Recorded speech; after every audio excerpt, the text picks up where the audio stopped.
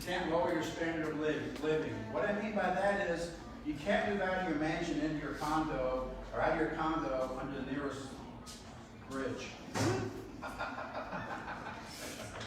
You have to stay where you are. And the third condition is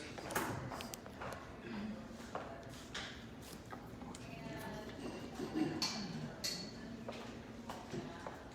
can't liquidate. You can't sell the things that you own and to raise cash.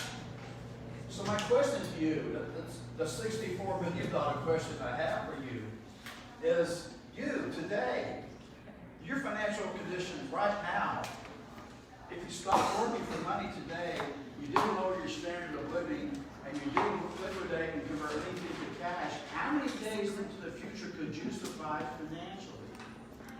Now write that number in the blank. Go ahead. That's your wealth.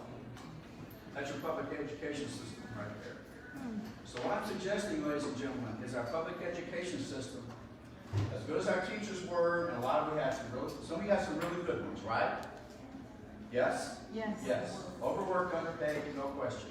However, they can't prepare us for this. So when you grow up as children, we were taught what to learn, we were told when we learned it. Right?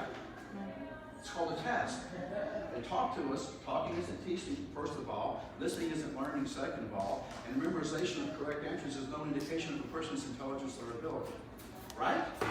Right. So now we're adults. Now we get to choose what to learn. So what I'm suggesting is your license guarantees you nothing, and you know that by now.